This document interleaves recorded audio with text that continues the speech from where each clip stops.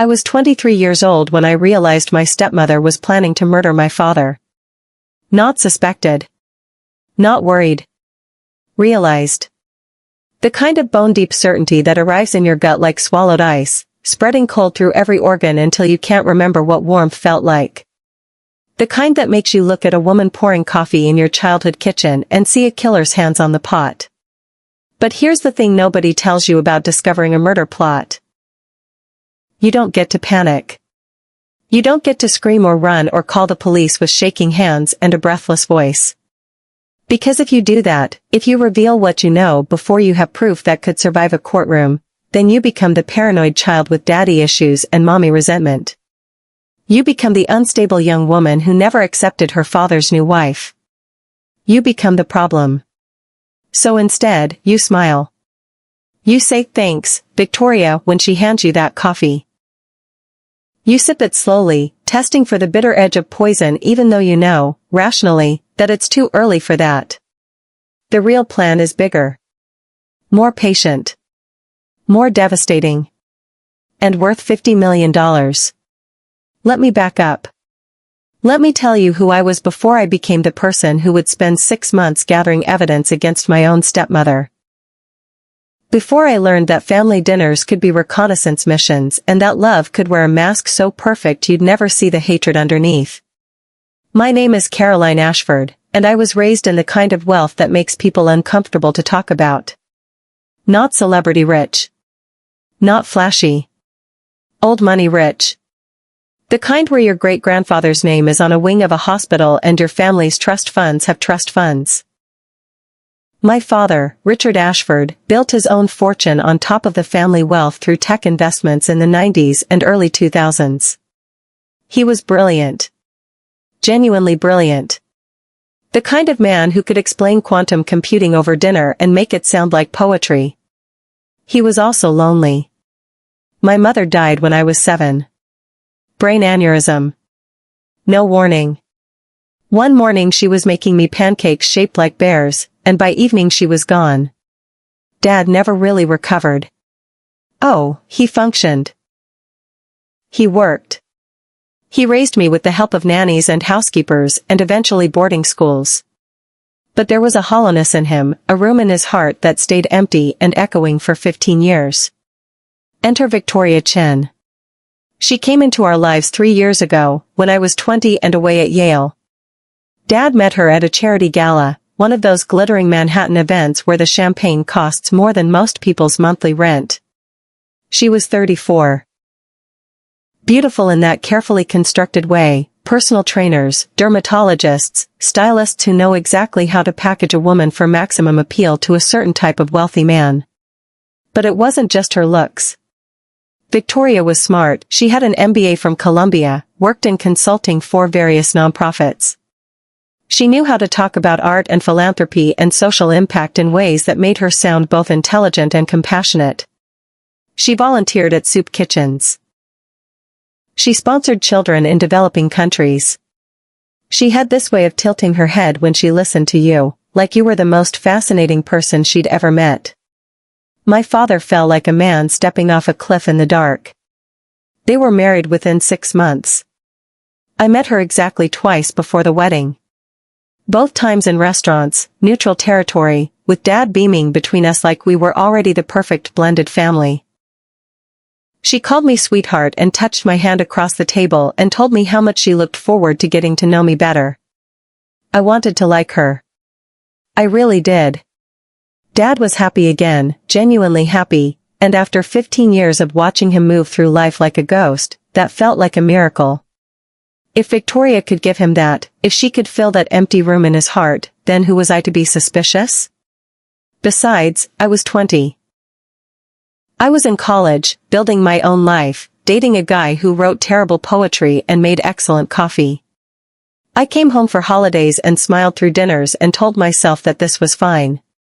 That it was good, even. That Dad deserved love. I was so fucking naive. The first crack in the perfect facade appeared last November, a year into their marriage. I was home for Thanksgiving, sleeping in my childhood bedroom. Redecorated by Victoria, of course, all the posters and familiar chaos replaced with tasteful neutrals and designer bedding. It was 3 in the morning, and I got up to get water, patting down the back staircase in the dark because I knew that house like my own bones. I heard Victoria's voice from Dad's study. The door was cracked, light spilling into the hallway. Her voice was low, urgent, and completely different from the soft, sweet tone she used around my father. This voice was sharp, edged with something that sounded like anger or fear or both. "I don't care how long it takes," she was saying. "We agreed on this timeline. I'm not waiting another year." A pause. She was on the phone. "You promised me it would be clean. No suspicion. I kept my end of the bargain, and now you're getting cold feet?" My heart was hammering. I pressed myself against the wall, barely breathing. "He's 62 years old," Victoria continued. "He has high blood pressure, a family history of heart disease. It's perfect, nobody will question it. But we have to move before he changes the will again." Another pause. Longer this time. "I'm not threatening you, I'm reminding you. We're partners in this. And if you back out now, I'll make sure they find those emails. Every single one." She hung up. I heard her stand, heard her heels clicking across the hardwood. I barely made it back up the stairs before she emerged from the study, and I spent the rest of the night sitting on my bed, shaking, trying to convince myself I'd misunderstood. But I hadn't. Deep down, in that place where instinct lives, I knew exactly what I'd heard. Victoria was planning to kill my father. Thanksgiving dinner the next day was a special kind of torture. Dad sat at the head of the table, carving turkey with the same careful precision he brought to everything. Victoria sat at the other end, perfect in a cream cashmere sweater, laughing at his jokes and touching his hand across the table. I watched her perform the role of loving wife and felt nauseous. "Caroline, sweetheart, you barely touched your food," Victoria said, her voice dripping with false concern. "Are you feeling all right?" I wanted to throw my plate at her. Instead, I smiled. "Just not very hungry. Big breakfast." "You should eat more," Dad said, frowning slightly. "You're too thin. They're not feeding you enough at that school." "I've graduated, Dad. I'm in grad school now." "Same difference." He winked at me, and my heart cracked a little.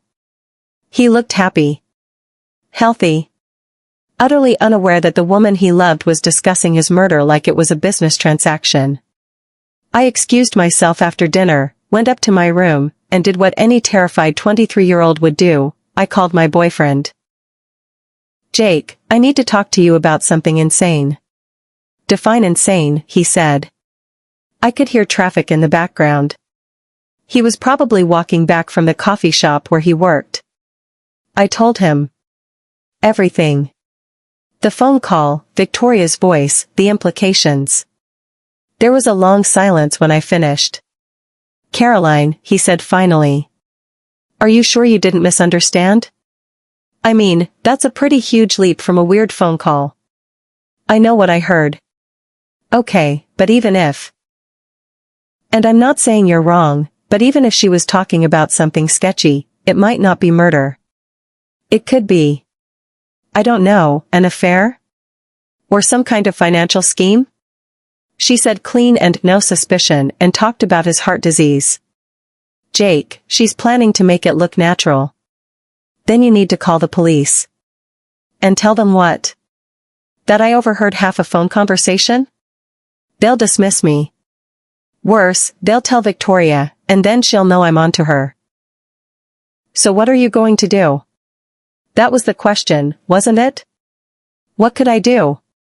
"I need proof," I said. "Real evidence. Something that would stand up in court." "Caroline, that sounds really dangerous." "Not as dangerous as doing nothing while my father gets murdered." I went back to New York the next week with a plan forming in my mind. It was insane. Probably illegal in several ways. But I couldn't see another option. I needed to know who Victoria was talking to.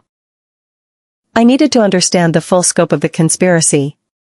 And I needed evidence that couldn't be dismissed or explained away. Which meant I needed to become someone I'd never been before, a spy in my own family. The first step was understanding Victoria's digital life.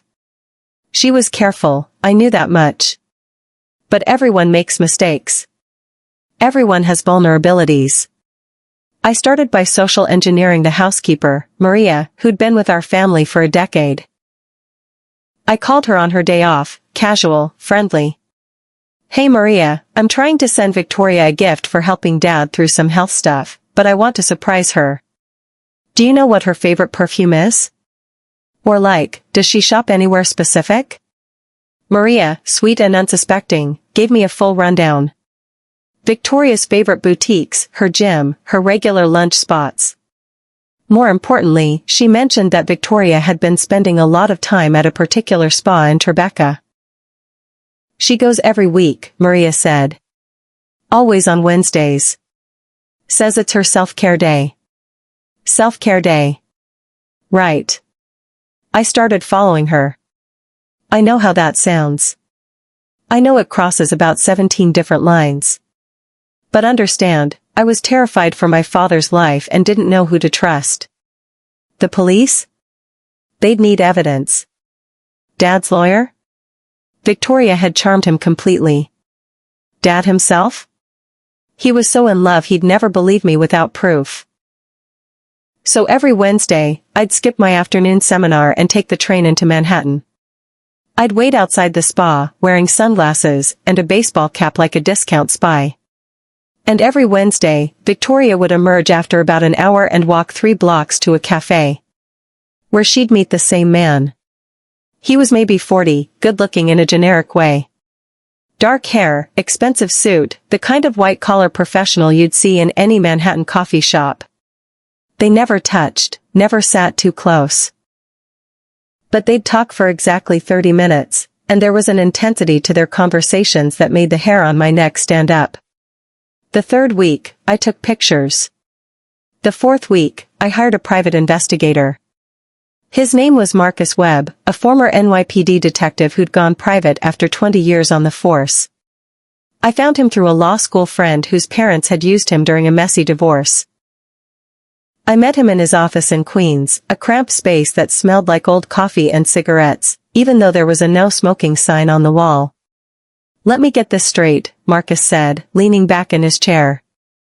"You think your stepmother is planning to kill your father for his money, and you want me to prove it?" "Yes." "And you overheard one phone conversation?" "One. I also have pictures of her meeting with a man every week. Someone she's never mentioned to my father. Could be innocent. Could be. But it's not." Marcus studied me for a long moment. He had the eyes of someone who'd seen the worst of humanity and learned to recognize truth when he heard it. "Your father's worth how much?" "The estate's worth about 50 million. Maybe more, depending on the investments." "And the wife inherits?" "Most of it. Dad redid his will after they married. I get a trust fund and some property, but the bulk goes to Victoria." Marcus whistled low. "That's motive. You know what my retainer is?" "I don't care." "You should. This could take months. Cost tens of thousands. I have a trust fund. Use it." He nodded slowly. "All right. I'll start with the man in the pictures.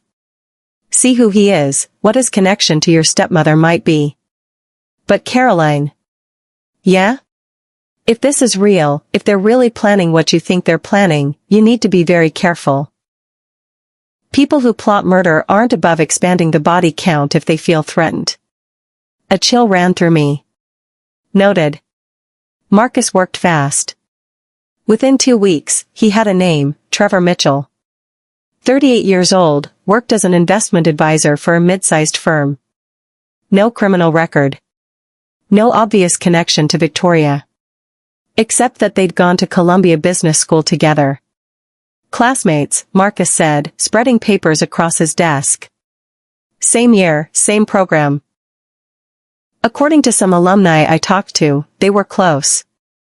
Real close. Some people thought they were dating, but nothing confirmed. So this isn't a new relationship. No. They go way back. And here's where it gets interesting. He pulled out another document. Trevor Mitchell filed for bankruptcy 3 years ago. Bad investments, medical bills for his mother's cancer treatment. He lost everything. Had to move back in with his dad in Jersey. 3 years ago. Right when Victoria met my father. He needed money, I said slowly. Desperately. And then suddenly, about a year ago, his finances stabilized.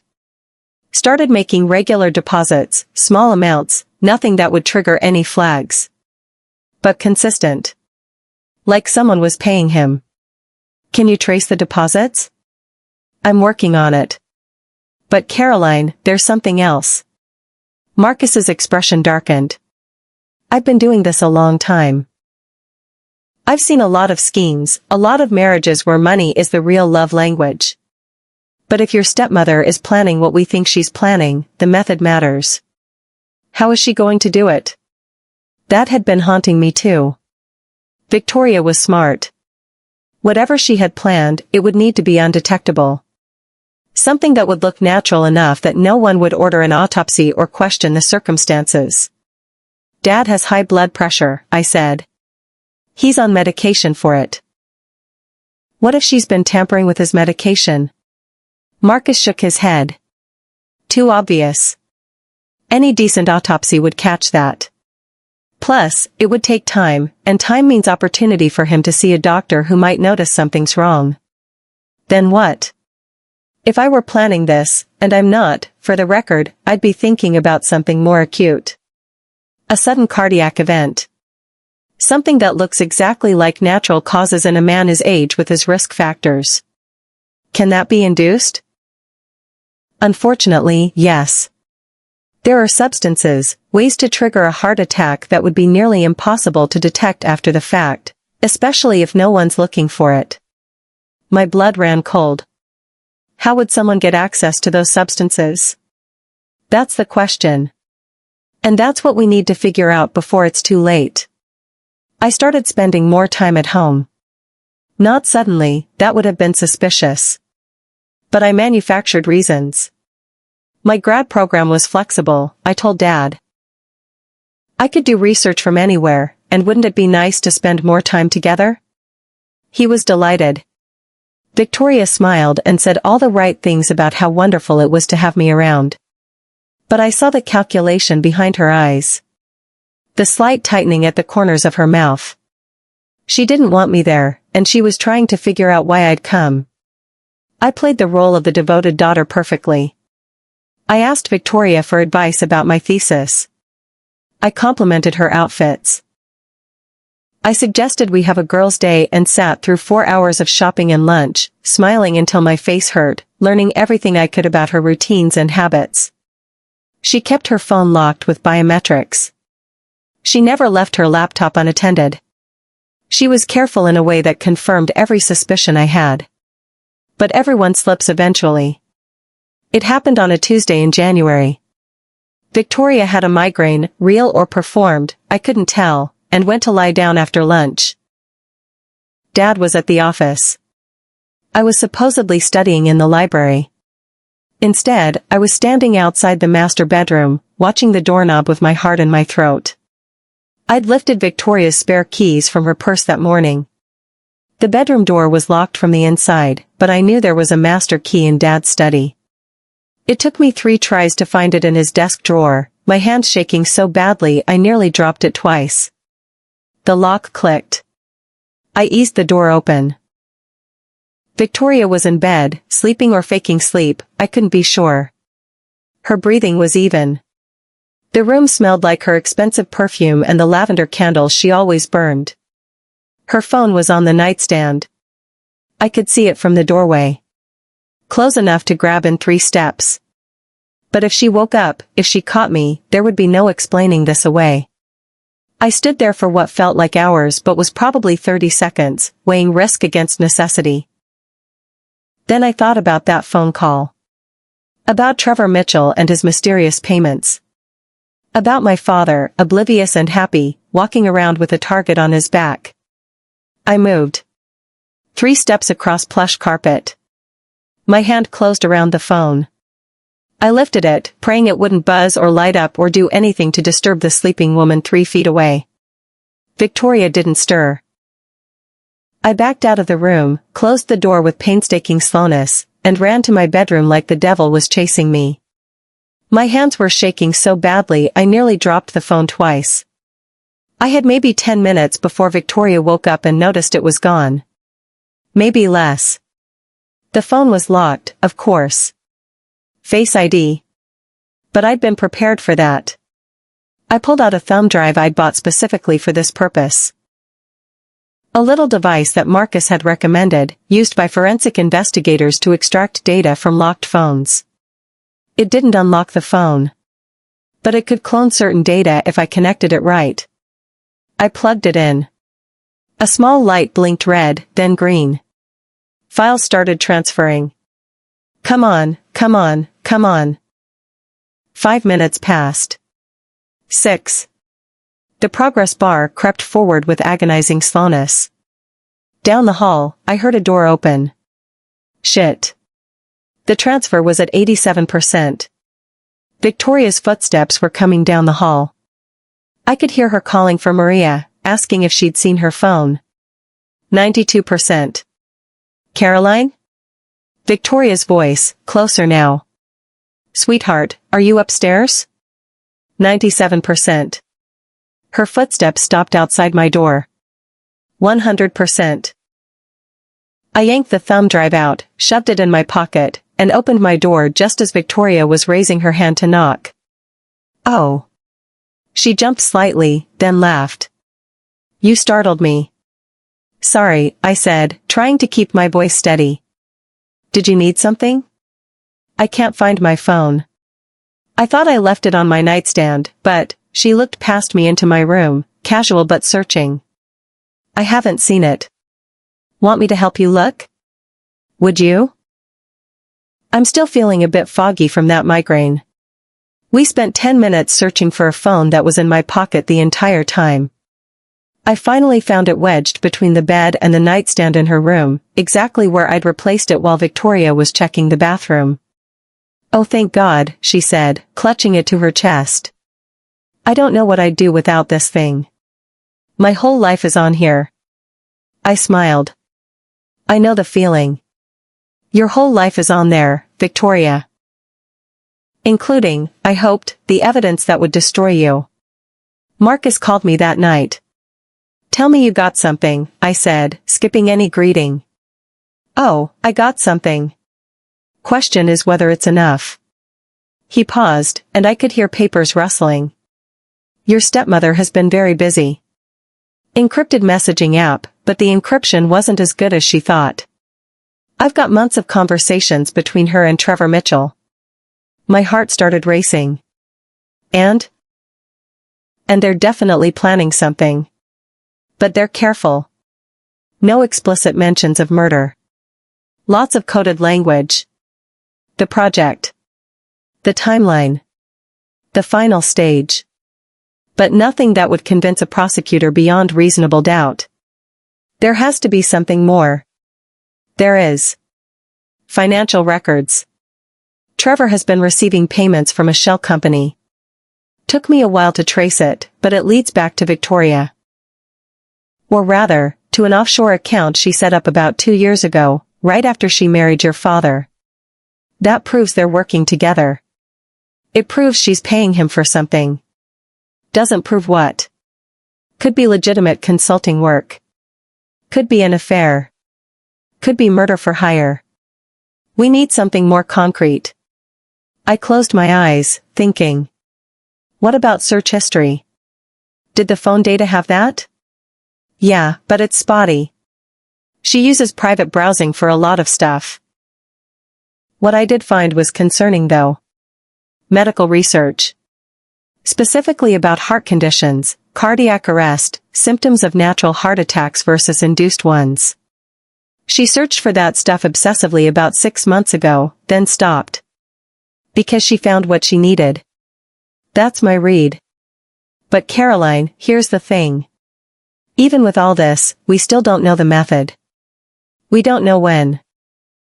And without that, we can't prove anything criminal has occurred because technically, nothing has. Yet, Marcus agreed grimly. Which means we're in a waiting game. We wait for them to make a move, and we try to catch them in the act. Or what? Or we force their hand. Forcing their hand turned out to be easier than I expected. And more terrifying. It started with Dad mentioning, casually over dinner, that he was thinking about updating his will again.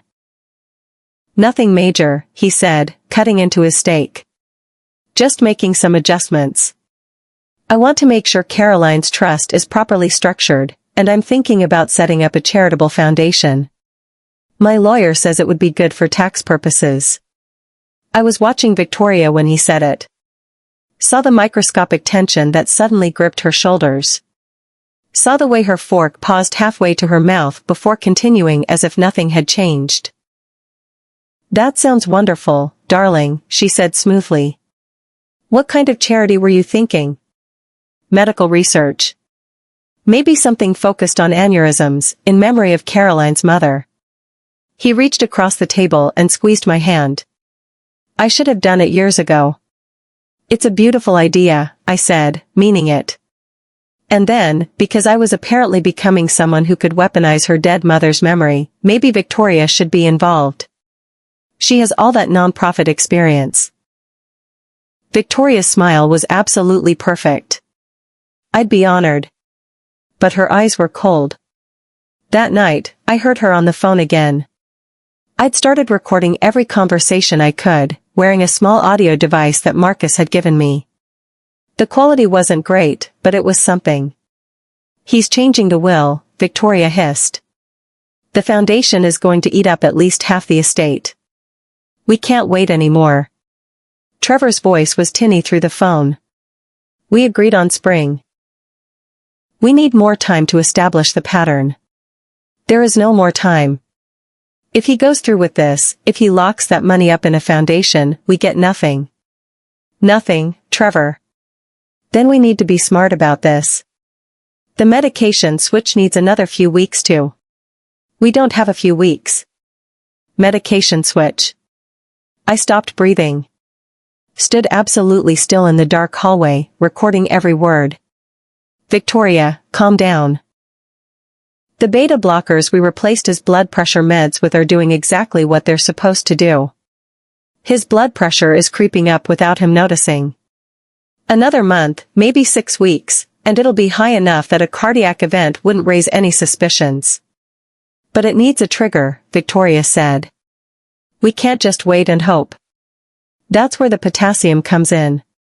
I've explained this. Once his system is primed, a single high dose in his food or drink will trigger ventricular fibrillation. Looks exactly like sudden cardiac arrest. No autopsy would catch it because elevated potassium is expected in heart attack victims. My legs were shaking. I slid down the wall, still recording, feeling like I was going to vomit. Fine, Victoria said. But we do it soon. Before he sees his lawyer. Before he changes anything. 3 weeks. That's the soonest we can do this safely. 3 weeks then. But Trevor, if this goes wrong. It won't. I planned every detail. Trust me. The call ended. I sat there in the dark, holding my phone with its precious recording, and realized I had a choice to make. I could go to the police right now. This recording, combined with everything else Marcus had gathered, might be enough to get them interested. Might be enough to at least protect my father. But it also might not be. Audio recordings without corroboration can be disputed. Claimed to be fake. And if Victoria and Trevor were arrested but then released due to lack of evidence, they'd disappear. Change their plan. Find another way. No. I needed them caught in the act. Red-handed. undeniably guilty. Which meant I had 3 weeks to set a trap. The plan came together over sleepless nights and countless conversations with Marcus. "You want to let them try to kill him," Marcus said, not quite a question. "I want to catch them trying to kill him," I corrected. "There's a difference. A pretty fucking narrow one. Do you have a better idea?" He didn't. Neither of us did. The only way to ensure Victoria and Trevor went to prison for long enough that they'd never threaten my father again was to catch them in the act of attempted murder. Conspiracy wouldn't be enough. Planning wouldn't be enough. We needed attempted murder. And that meant walking my father to the edge of death and pulling him back at the last possible second. "We'll need to switch his medication back," I said. "If they've been replacing his blood pressure meds, we need to replace them back without them knowing. Can you get access to his medication?" "He keeps it in the bathroom medicine cabinet. Always has. Same bottles, same pharmacy, refilled monthly like clockwork." "When's his next refill?" I checked the calendar on my phone. 5 days. "Good. I'll get the real medication. You'll need to swap them out right after Victoria or Trevor does their switch. Think you can manage that without being caught?" I thought about all the ways this could go wrong. About what would happen if Victoria caught me. About the risk I was taking with my father's life. "I'll manage." The medication swap went off without a hitch. I waited until Victoria went to her weekly spa day, meeting with Trevor, I now knew. And replaced the bottles in Dad's medicine cabinet. The pills looked identical. Victoria would have no way of knowing. Step 1 complete. Step 2 was harder. I had to tell my father he was in danger without revealing the full extent of the conspiracy. I chose a Saturday morning when Victoria was out shopping. Dad was in his study, working on something on his laptop. He looked up when I knocked, smiling in that warm way that made my chest hurt. "Hey, sweetheart. What's up?" I closed the door behind me. Sat down across from his desk. "Tried to figure out how to tell your father that his wife wants him dead. Dad, I need to talk to you about something serious. And I need you to hear me out before you react." His smile faded. "Caroline, what's wrong?" "I think someone might be trying to hurt you." The words hung in the air between us. He stared at me for a long moment, then leaned back in his chair. "Hurt me how?" "I think someone has been tampering with your medication. Your blood pressure medication specifically. That's a pretty serious accusation." "What makes you think that?" I'd prepared for this. Showed him the pill bottles I'd secretly photographed, pointing out the subtle differences in the pills that looked identical to the casual eye but weren't quite right. "I noticed these looked different from what I remember you taking," I said carefully. Not lying exactly, but not revealing how I'd really discovered the switch. And I got worried. So I had them analyzed. Analyzed. By a pharmacist friend. "Dad, those pills aren't what the label says they are. They're beta blockers, but not the ones you're prescribed. The wrong dose, the wrong formulation. Taking them long-term would cause your blood pressure to gradually rise without you knowing." He was quiet for a long time. When he finally spoke, his voice was careful. Controlled. "And you think someone deliberately switched them?" "Yes." "Who?" This was the moment. The choice between truth and strategy. "I don't know," I lied. "Maybe someone at the pharmacy made a mistake. Or maybe someone close to you." I watched him process that. Saw the moment understanding flickered across his face, followed immediately by denial. "Caroline, if you're suggesting what I think you're suggesting." "I'm not suggesting anything. I'm just asking you to be careful. Please, Dad. Get your medication from a different pharmacy. Maybe don't tell anyone which one. And if you start feeling unwell, if anything seems off, go to the hospital immediately. You think your stepmother is trying to kill me." The bluntness of it made me flinch. "I think someone might be trying to hurt you," and I think you need to be careful. Victoria loves me. I'm sure she does. The lie tasted like ash. But please, just humor me. Switch pharmacies. Be careful about what you eat and drink if she's the only one around. Can you do that?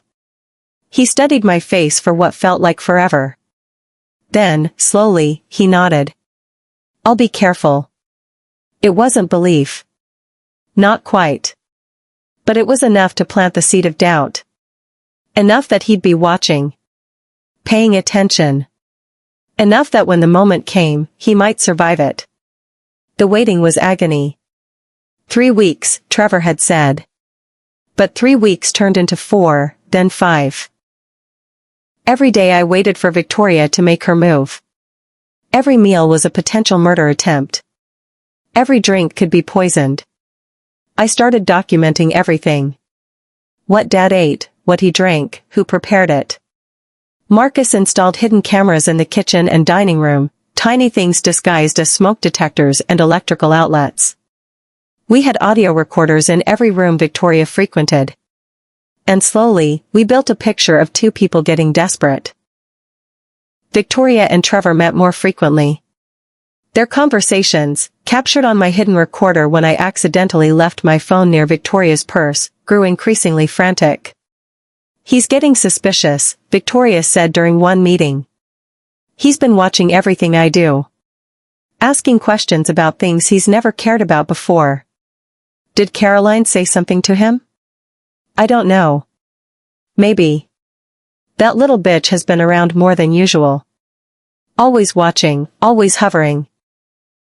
Hearing her call me that should have hurt. Instead, it felt like vindication. We need to do it soon, Trevor said. Before he has time to actually change the will or we lose our window completely. Tomorrow, Victoria said. He has a board meeting downtown. I'll tell him I want to have a special dinner when he gets home. Just the 2 of us, romantic. Caroline's going back to New York for a few days supposedly. It's perfect. My heart stopped. Tomorrow. It was happening tomorrow. I called Marcus immediately. They're moving. Tomorrow night.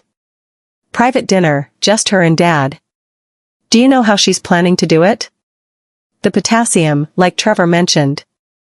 She'll put it in his food or wine. We need to be ready. I'll get the police on standby. But Caroline, they're not going to move without evidence. We need to catch her in the act. I know. I'll be there. The hell you will. If this goes wrong. My father's life is on the line, Marcus. I'm not sitting this out in New York while Victoria poisons him. I didn't actually go to New York. I told Victoria I was leaving, even loaded a bag in my car and drove away. Then I circled back 2 hours later, parking 3 blocks away and sneaking back into the house through the service entrance that only family knew about. The house was old, built in the 20s, and it had its secrets. Including a servant's passage that ran behind the dining room wall. It had been closed up decades ago, but I discovered it as a kid, playing hide and seek with my mother. I squeezed into that narrow space at 7 o'clock, phone in hand, connected to the camera feed Marcus had set up. I could see the dining room, the kitchen, everything. Victoria was cooking. That alone was unusual. We had a chef who came in for special dinners. But tonight, Victoria wanted to do everything herself. Of course she did. I watched her move through the kitchen with practiced ease. Watched her pull out Dad's favorite wine, an expensive Bordeaux. Watched her prepare his steak exactly the way he liked it. And then I watched her pull a small vial from her pocket. My breath caught. This was it. This was the moment. But Victoria didn't use it immediately. She set it on the counter, finished plating the food, poured 2 glasses of wine. Then she picked up the vial again, hovering over Dad's wine glass. She stood there for a long moment, vial in hand, staring at the glass. Was she hesitating? Having second thoughts? Then I heard the front door open. Dad's voice calling out that he was home.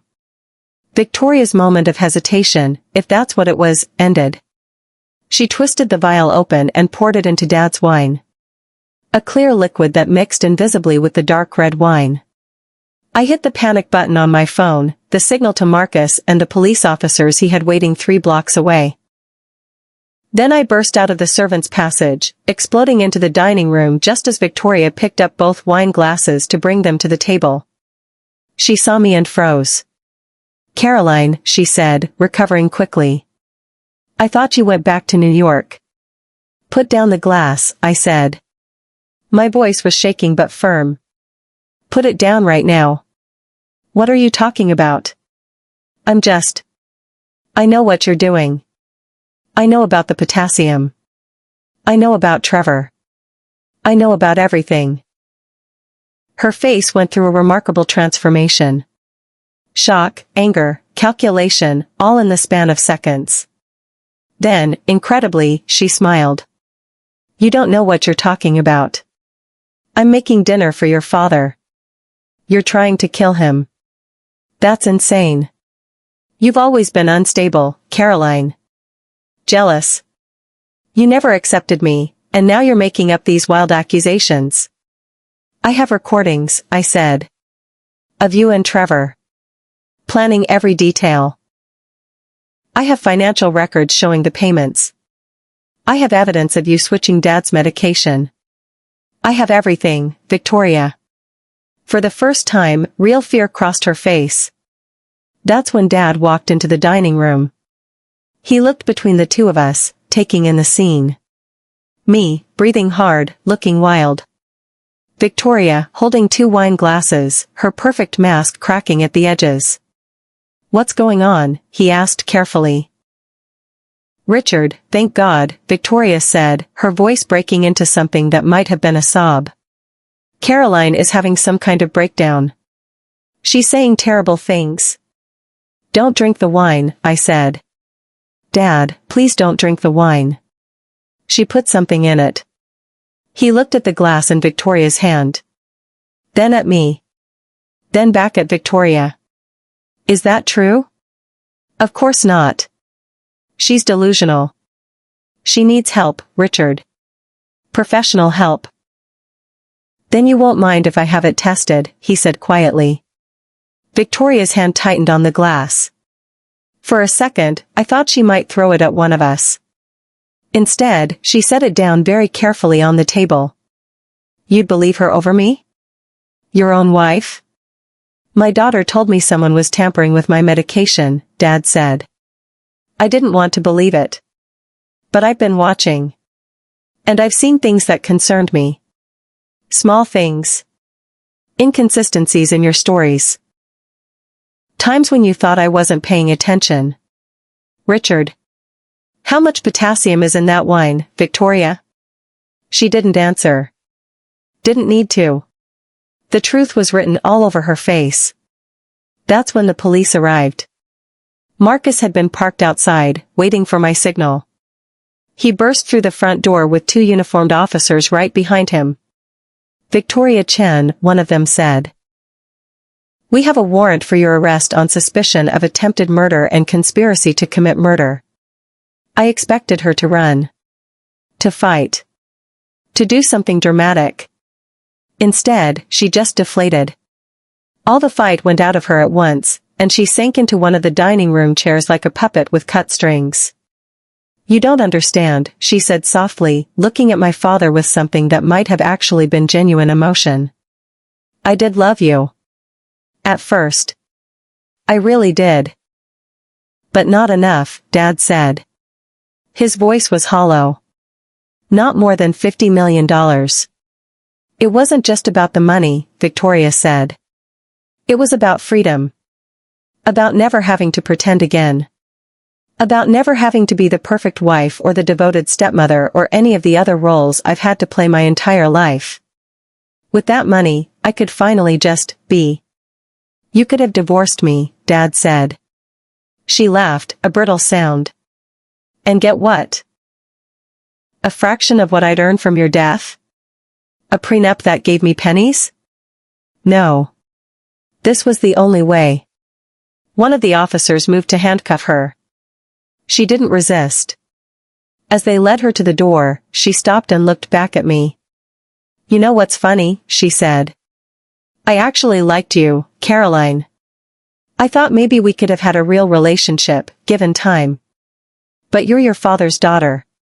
Too smart for your own good. And you're a murderer," I said. "So I guess we're both right where we belong." Trevor Mitchell was arrested at his apartment in Jersey City about an hour later. Unlike Victoria, he tried to run. Made it about 2 blocks before the police tackled him in front of a very surprised bodega owner. The evidence was overwhelming. The recordings, the financial trail, the vial of potassium chloride in Victoria's pocket, the switched medication. Even the best defense attorney couldn't have gotten them out of it. Victoria took a plea deal. 25 years for attempted murder and conspiracy. She'll be eligible for parole in 15 if she behaves herself. Trevor went to trial and lost spectacularly. The jury took 3 hours to convict him. He got 30 years. Dad and I sat in the courtroom for both verdicts. We didn't celebrate. Didn't feel victorious. Mostly we just felt exhausted. That was 8 months ago. Dad sold the house. "Too many memories," he said. "Too many ghosts." He bought a smaller place in Connecticut, near where I'm finishing grad school. We have dinner twice a week, usually at his place, sometimes at restaurants we've never been to before. He's in therapy. So am I. Apparently, discovering your stepmother is trying to kill your father is the kind of thing that requires professional help to process. We don't talk about Victoria much. Sometimes I catch him staring off into space with this look of profound sadness, and I know he's thinking about her. About how he loved her. About how completely she fooled him. I keep wondering if there were signs, he told me once, late one night over scotch. Things I missed. Ways I could have known. There weren't, I said. She was good at what she did. That's why it worked for so long. You knew. I got lucky. I overheard one conversation. Without that, I might never have suspected anything until it was too late. He was quiet for a long time.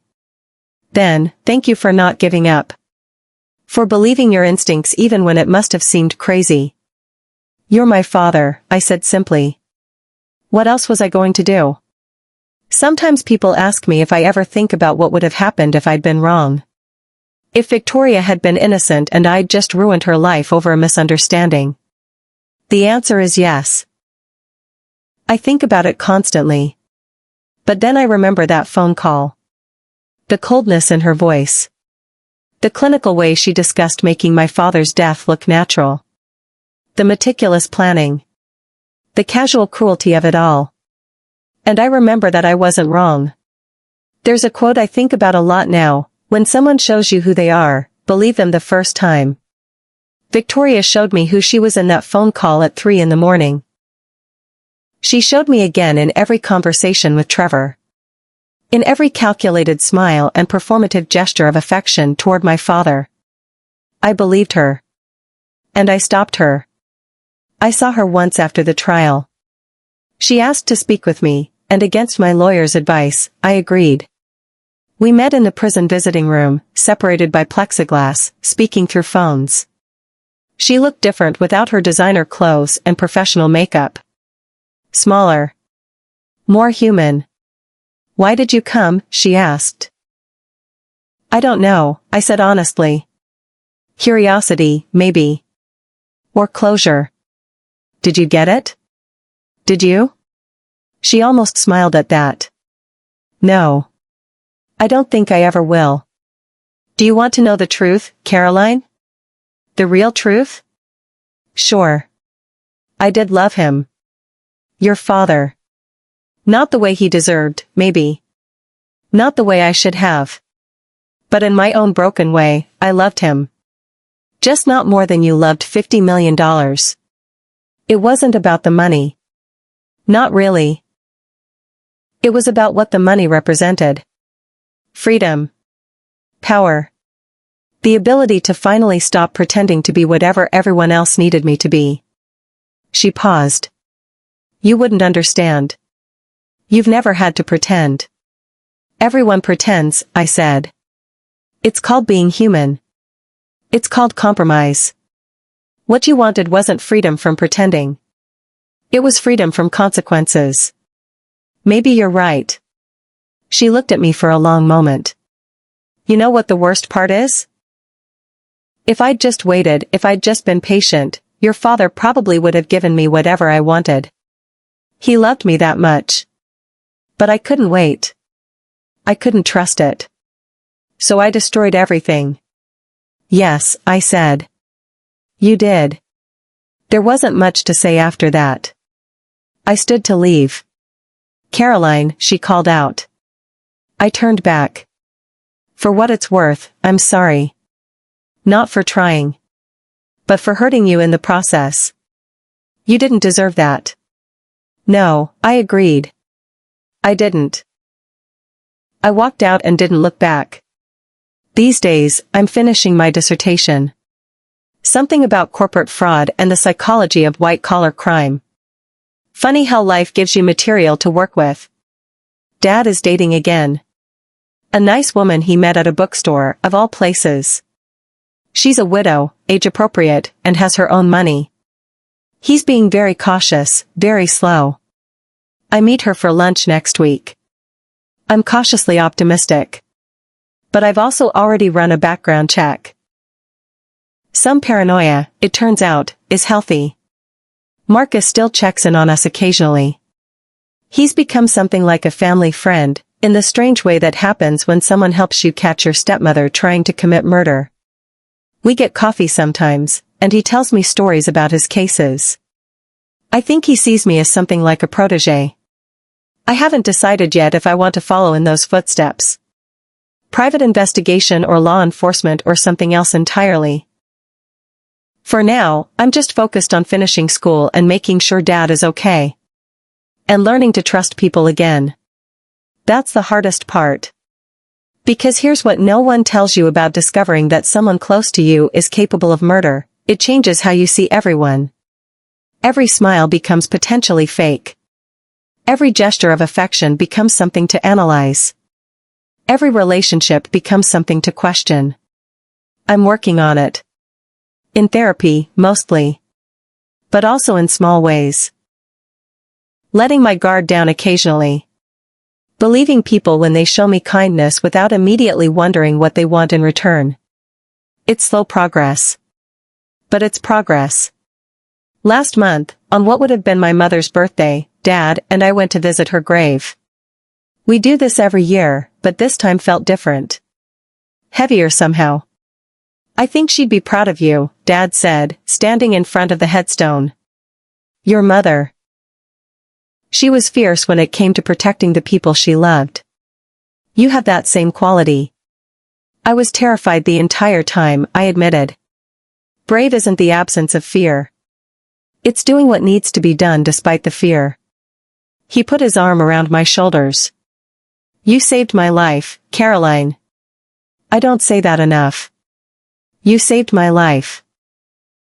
We stood there for a while in silence, in the shadow of my mother's memorial stone, survivors of different tragedies separated by years but connected by love and loss.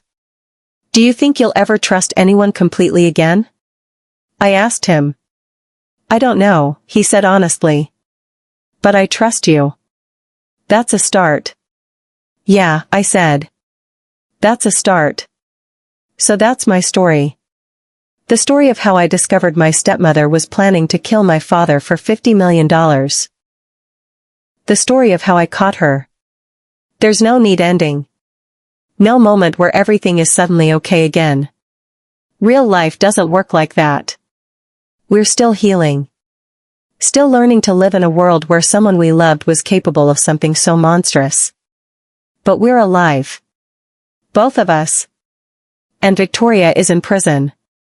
Some days, that feels like enough.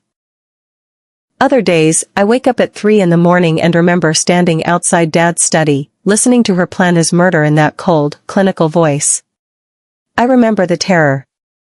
The months of paranoia. The constant fear that I'd miss something, that I'd be too late, that I'd lose the only parent I had left. Those nights, I get up and call Dad. Just to hear his voice. Just to confirm he's still there. He always answers. And he never asks why I'm calling at 3 a.m. He knows. If there's a lesson in all this, and I'm not sure there is, it might be this: trust your instincts. When something feels wrong, even if you can't articulate why, even if everyone around you says you're being paranoid or crazy or jealous, trust yourself. I almost didn't. I almost convinced myself I'd misheard that phone call. That I was being paranoid. That I was just a bitter stepdaughter who couldn't accept her father's new wife. If I'd done that, if I'd ignored my instincts, my father would be dead. So trust yourself. Ask questions. Dig deeper when something doesn't add up. Don't be afraid to look paranoid if it means protecting someone you love. And always, always watch the people who have the most to gain from tragedy. Victoria is up for parole in 2039. She'll be 57 years old. Old enough to have spent half her adult life in prison. Old enough, maybe, to have learned something about the cost of greed. I don't know if I'll go to that hearing. Part of me wants to. Wants to look her in the eye and remind everyone who she is, what she did, why she should never be released. Part of me wants to never see her again. I have 15 years to decide. For now, I'm focused on living. On healing. On building a life where murder conspiracies and poisoned wine glasses are just stories I tell, not realities I live through. I'm focused on being there for my father as he rebuilds his life. On finishing my degree. On maybe, someday, trusting someone enough to build something real with them. It's not the life I expected. But it's the life I have. And unlike my father almost did, I get to keep living it. That's worth something. Maybe everything. The last thing I'll say is this: if you're reading this and you're in a situation where you suspect someone is trying to hurt you or someone you love, please be careful. Don't try to handle it alone the way I did. Go to the police. Go to a lawyer. Get professional help. I was lucky. Incredibly, improbably lucky. I could have been wrong. I could have gotten caught snooping and ended up as another body in Victoria's plan. I could have moved too soon or too late and lost everything. Don't be like me. Be smarter. Be safer. But also be vigilant. Be willing to question. Be willing to believe the unbelievable if the evidence points that way. Your instincts exist for a reason. Evolution gave us the ability to sense danger because recognizing threats kept our ancestors alive. That same instinct lives in you.